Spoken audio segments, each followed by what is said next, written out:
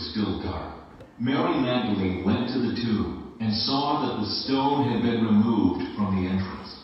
So she came running to Simon Peter and the other disciple, the one Jesus loved, and said, "They have taken the Lord out of the tomb, and we don't know where they have put him." So Peter and the other disciple started for the tomb. Both were running, but the other disciple outran Peter and reached the tomb. He bent over and looked in at the strips of linen lying there, but did not go in. Then Simon Peter came along behind him and went straight into the tomb. He saw the strips of linen lying there, as well as the cloth that had been wrapped around Jesus' head. The cloth was still lying in its place, separate from the linen. Finally, the other disciple, who had reached the tomb first, also went in. He saw and believed. They still did not understand from Scripture that Jesus had to rise from the dead. Then the disciples went back to where they were staying. Now Mary stood outside the tomb crying. As she went, she bent over to look into the tomb and saw two angels in white seated where Jesus' body had been, one at the head and the other at the foot. They asked her, "Woman, why are you crying?" "They have taken my Lord away, she said, and I don't know where they have put him." At this, she turned around and saw Jesus standing there, but she did not realize that it was Jesus. He asked her, "Woman, why are you crying? Who is it you are looking for?" Thinking he was the gardener, she said, "Sir, if you have carried him away, tell me where you have put him, and I will get him." Jesus said to her, "Mary." She turned toward him and cried out in Aramaic, "Rabboni!" which means teacher. Jesus said, "Do not hold on to me, for I have not yet ascended to the Father. Go instead to my brothers and tell them, I am ascending to my Father and your Father, to my God and your God." Mary Magdalene went to the disciples with the news, "I have seen the Lord!" and she told them that he had said these things to her.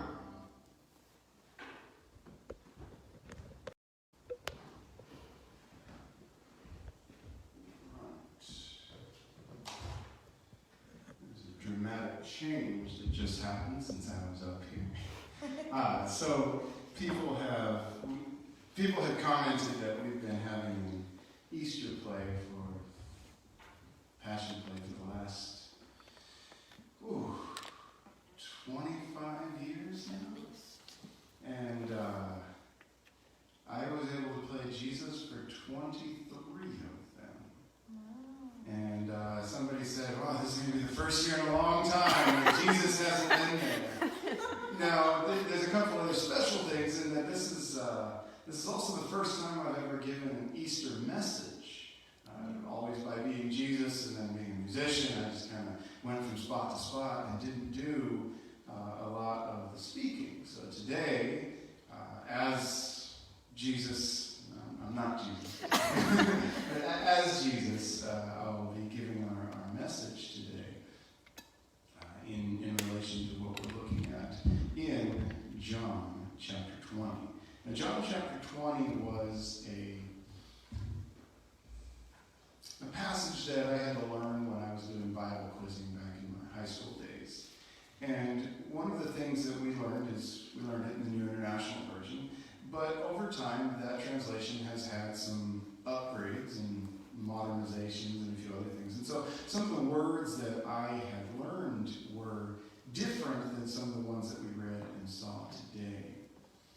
And the way in which I read it was different. And not just that it was different, but I interpreted it different. And so in looking at this, I was able to reread and rediscover some things as I was just poring over the scriptures on this. And here are a couple things that I observed that we can maybe take with us.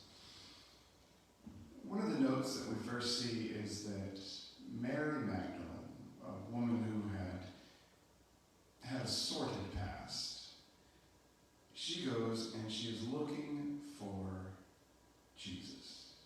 She goes to the tomb. So the first thing is she knows where the tomb is at. So maybe she spied the night before. Maybe she was part of the group that helped helped get the body down. We're not sure, but she does know where it's at. For those of us who remember how the crucifixion and the burial happened, Jesus was tossed into a tomb, maybe lightly placed, not tossed, but he was placed there, and this stone was put on the grave. Now this is a thing to note. Multiple people would be needed to lift this stone. And here, a lowly woman by herself is coming to lift this stone. In history, we've seen that remarkable feats have been done. I remember reading about a woman who was coming back with her husband on a cross-country trip from, I believe it was Arizona going out towards Kentucky area. Anyway, there was a big windstorm between New Mexico and Texas, and she was in one of those old VW vans. Okay, not the bugs, the little vans. Anyway, the wind caught this and it flipped it over. And she was thrown, and her husband ended up being pinned under this van.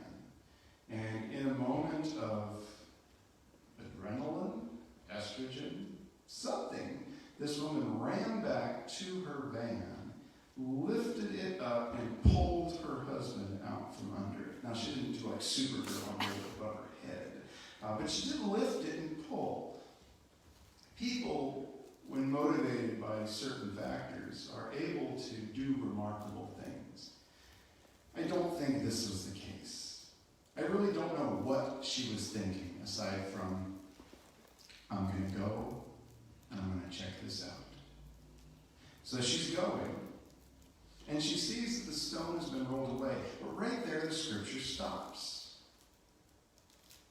Period. She turns around and goes back to Simon, Peter, and the other disciple. Anytime we see in the book of John the other disciple, or the one whom Jesus loved, talking about the Apostle John. And so she tells them, so she knew where they were at. Sometimes people call the Saturday before Easter Silent Saturday. We know nothing about it. We know about Good Friday, and we know about Easter morning. What happened on Saturday? Based on a few things that are going to come later, we see that the disciples were cowering in the room, and we see a variety of things that were connected to this. Mary Magdalene knew where Simon Peter and John were at. And she makes a statement that they have taken the Lord out of the tomb, and we don't know where they have put him. Now, in some of the other Gospels, there were multiple women, and perhaps she was saying multiple, but she's the one who got back, and she's the one who tells them. And so what does Peter and John do? They get out and they run.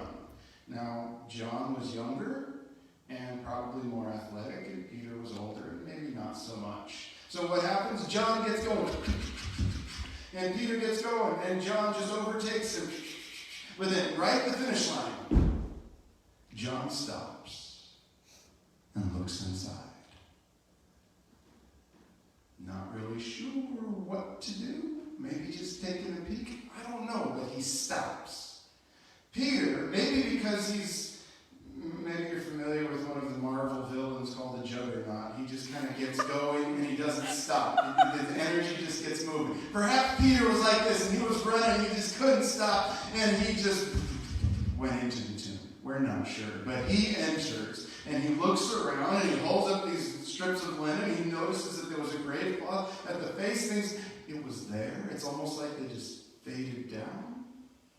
Hey, John, come on in here, we assume, but we don't know what happened. We just know that he was in there searching, and then John musters up his cart, and I better go into a grave. I don't know how many of you have ever been with a corpse. Perhaps you have had a loved one where you've held their hand, and perhaps you've seen the coffin. But imagine going into a mausoleum and pulling it back, opening the doors, and pulling the coffin out, or going into a crypt. I don't know. John's summoning his strength here, and it's early in the morning. The light has shone, but it's still a scary situation. So he goes in. And then it says he saw and believed. But then there are these parentheses that happen. And anytime in the Bible when you see parentheses, it's the author is making a note. They still did not understand from Scripture that Jesus had to rise from the dead. They believed, but they didn't understand. What did they believe? That the body was gone? They believed Mary? There's no body here. Now, note what happens next. They get up, and they go back to where they were staying. They don't go tell people, they go back. Because later on in the passage, we're going to find that they were having dinner, and the women came and told them some stuff. Well, we don't hear their report. Kind of kept it to themselves. They're not sure what to believe. All this time, however, and maybe she's just getting it, we're not sure, but Mary Magdalene is outside the tomb. She's crying and weeping. Now, some might say, and there's some translations that say she was out there sobbing, others would say she was hysterical. If a man cries, he's showing emotions, he's in touch with his inner self. And if a woman cries, she's being hysterical. Is that the stereotype today? And it's unfortunate that when we see, okay, a person is experiencing real emotions. And in so doing, sometimes she is looked upon as a lesser person because she's crying. It's okay to weep for those whom we've lost. But as she wept, she too bends over. Finally, she's going to the tomb to take a peek. And she looks inside. And now Peter and John are no longer there, but there are still two people. There are two angels sitting, one at the head and one at the foot. Just kind of chilling on the bench. Hey, how you doing? I don't know. Why would angels hang out in a tomb? This is kind of weird. So here these angels are coming. And they say to her, "Woman, why are you crying?" Now, when I initially read this, especially as a younger child, I viewed this more as an accusation. "Woman, why are you crying?" It's just, obviously me in the 20th century, I knew that Jesus rose. So it wasn't a problem for me to believe that Jesus rose, and why is she crying? She should know better. But as I look at it more and I see this is a time of tender love.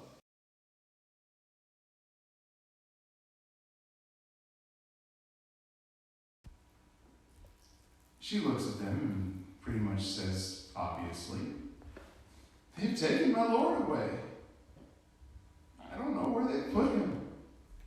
At this, she turned about and saw Jesus standing there. All right, so she now sees two angels. She's tears in her eyes. Where is the stones rolled away?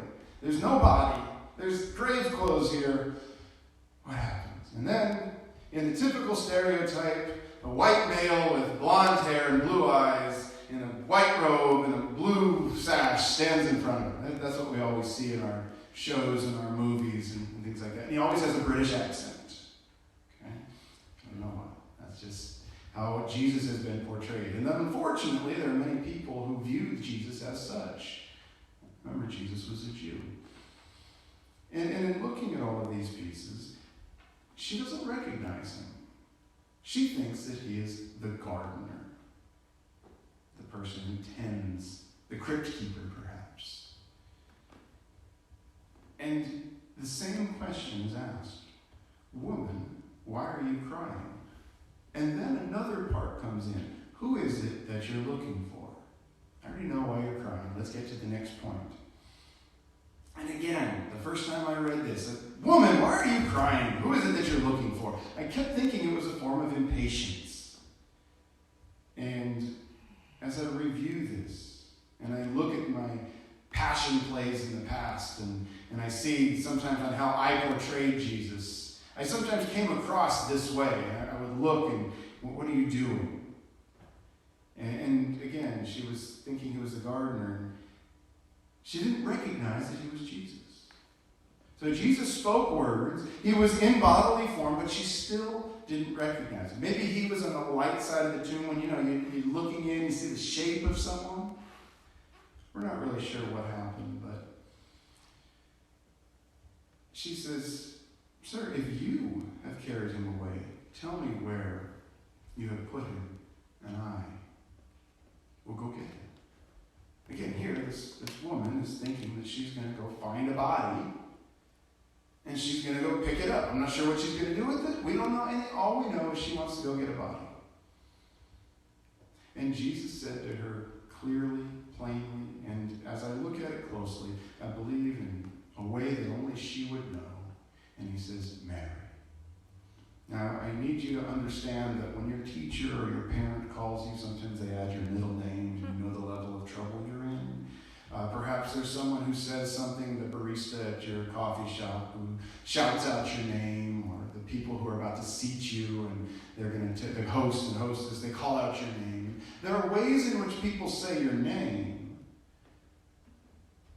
but there are also ways in which people say your name. Children who understand that there are 10 moms in the area don't call out, Mom, Mom, Mom. They'll figure out who's got the first name, and they'll say that parent's first name, and that parent will turn around. But on a deeper note, Jesus knew her needs, and he said it in such a way that as soon as she heard it, she turned and cried out to him in Aramaic, Rabboni, which means teacher. Now this is one of the only times we see this, and it's actually the biggest, most dearest form. There are forms of respect that you would give teachers. One would be Rab, one would be Rabbi, and one would be Rabboni. And so one is just kind of, hey, I'm going to give you your authority, your title, Rab, that's as far as it's going to go.